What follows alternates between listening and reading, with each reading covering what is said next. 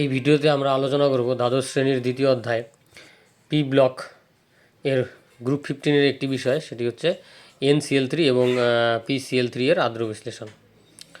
যদিও নাইট্রোজেন এবং ফসফরাস উভয়ই একই গ্রুপ 15 অন্তর্গত মৌল, তা সত্ত্বেও এরা আদ্র বিশ্লিষ্ট হয়ে ভিন্ন যৌগ উৎপন্ন করে। তার কারণটি নিম্নে ব্যাখ্যা করা হলো।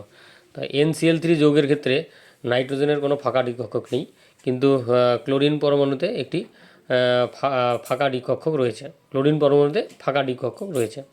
তাই জলের অণুর অক্সিজেন পরমাণু তার নিঃসঙ্গ ইলেকট্রন জোর দিয়ে ক্লোরিন পরমাণুকে আক্রমণ করার ফলে এরকম একটি যৌগ তৈরি হয়, যেখানে অক্সিজেনের মাথায় একটি ধনাত্মক আধান এবং ক্লোরিনের মাথায় একটি ঋণাত্মক আধান রয়েছে।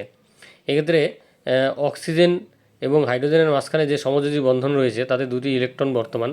সেই ইলেকট্রন দুটিকে অক্সিজেন পরমাণু তার নিজের দিকে নিয়ে নেয়, ফলে ধনাত্মক আধান প্রশমিত হয় এবং এইখানে যে NCl বন্ধন আছে সেই বন্ধনের ইলেকট্রন জোর নাইট্রোজেন পরমাণু তার নিজের দিকে নিয়ে নেয়।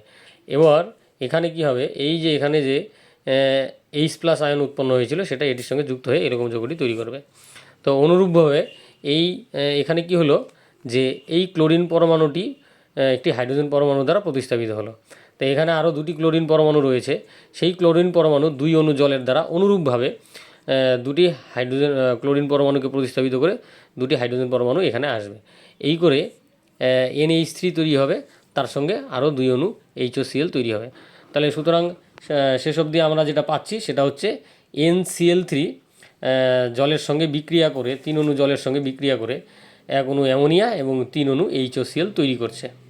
তাহলে আমরা কি দেখতে পাচ্ছি যে NCl3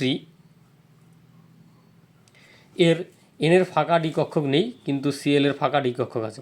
তাই H2 অণু NCl3 এর Cl এর সঙ্গে অসমযোজী বন্ধন গঠন করে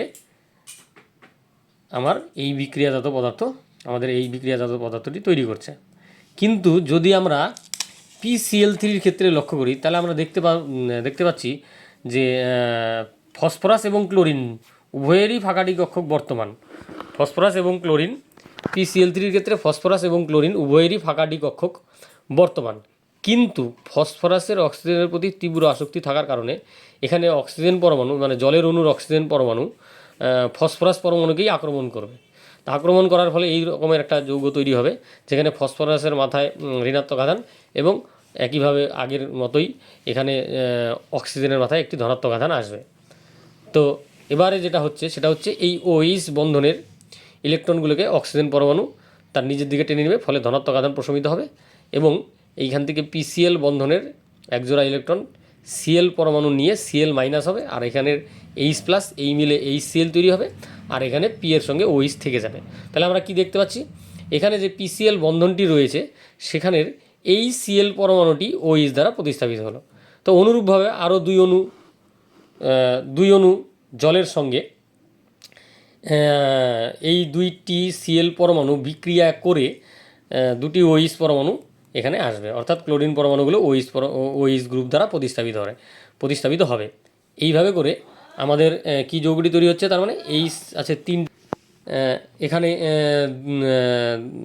H পরমাণু আছে 3টি, অক্সিজেন পরমাণু আছে 3টি এবং ফসফরাস আছে 1টি। তার মানে সংকেতটি হচ্ছে H3PO3 এবং তার সঙ্গে HCl আরও 2 অণু তৈরি হবে। এখানে 1 অণু তৈরি হয়েছিল। তাহলে আলটিমেটলি আমাদের বিক্রিয়াটা কী হচ্ছে, PCl3 3 অণু জলের সঙ্গে বিক্রিয়া করে H3PO3 1 অণু এবং 3 অণু হাইড্রোক্লোরিক অ্যাসিড উৎপন্ন করছে। তাহলে আমরা কি দেখতে পাচ্ছি শেষ অবধি, সেটা হচ্ছে যদিও PCl3-তে ফসফরাস এবং ক্লোরিন উভয়েরই ফাঁকা দ্বিকক্ষক বর্তমান, কিন্তু Cl অপেক্ষা P এর অক্সিজেনের প্রতি তীব্র আসক্তি